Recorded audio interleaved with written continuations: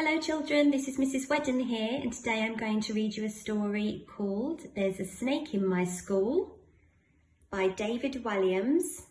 I'm sure you've heard of this author before. He's very, very famous. So here we go.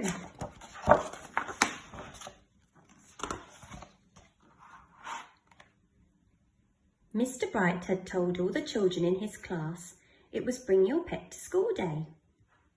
Everyone rushed into the playground to meet the animals. There was a stupidly cute gerbil, a tiny goldfish, a fat cat, a 100-year-old tortoise, and a tall dog. Last to arrive as usual was a little girl called Miranda. She was riding on the back of an enormous slithery snake. "Meet Penelope, my pet python," announced Miranda. On seeing the snake, the other children screamed, "Ah!" Miranda loved being different. She always stood out at school with her individual take-on-school uniform, her cartwheels down the corridors, and her funny answers in class. A python is a rather unusual pet, but Miranda and Penelope had so much fun playing together.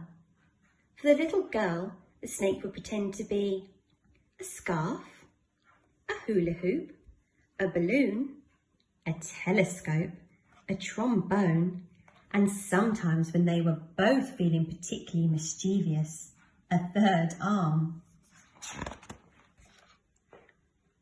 "Come and give her a tickle," encouraged Miranda, but the other children were too scared. Penelope was a python after all, and pythons eat people. All the pets were frightened too. The large dog yanked on his lead, sending his tiny owner flying. The goldfish tried to hide behind some water. The tortoise made a rather slow run for it. The cute gerbil flashed her gnashers and didn't look so cute anymore. The fat cat just carried on napping. Miranda slid down her snake. The little girl tickled her python under the chin, and the snake smiled. "See? She's very friendly." Soon everyone was gathered around to marvel at Penelope. The python loved the attention and made a climbing frame for the children to climb on, steps for them to step up, and a fireman's pole for them to slide back down. Penelope even helped the children learn their numbers, although she could only go up to 9. This was turning into the best day of school ever. But then Miss Bloat, the headmistress, thundered into the playground. "There's a snake in my school!" she shouted. Miss Bloat didn't like animals much, or children. "It's Bring Your Pet to School Day," spluttered Mr Bright. "And Penelope is my pet," said Miranda. "Miranda, I should have known you would have to be different. A snake is not a pet, it's a menace," snapped Miss Bloat. "Mr Bright, all these filthy beasts are confiscated." All the boys and girls shouted, "No!" as the headmistress stuffed their pets into the lost property cupboard. Except for Penelope the snake, Miss Bloat had other ideas for her. "This disgusting thing is coming with me," bellowed the headmistress. And with that, she dragged the poor python along the corridor to her office. "Where are you going to put Penelope?" asked Miranda. "In the bin." "No!"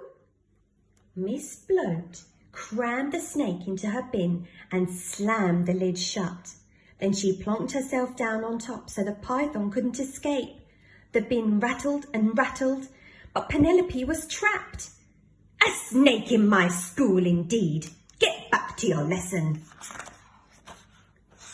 Downstairs in the classroom, tears rolled down Miranda's cheeks. All the children were sad to have their pets taken away, but no one was sadder than Miranda. The little girl feared she would never see Penelope again.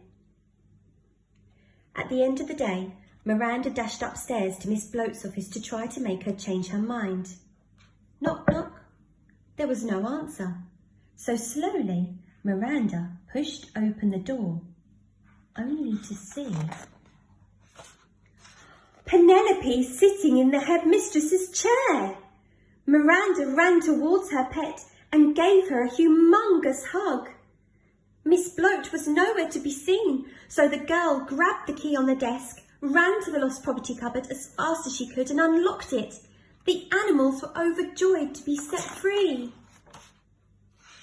Then Miranda and all the pets slid down Penelope's back into the playground. Whoosh! The children shouted, "Hooray!" Penelope entertained everybody again. She made a seesaw for them to seesaw on,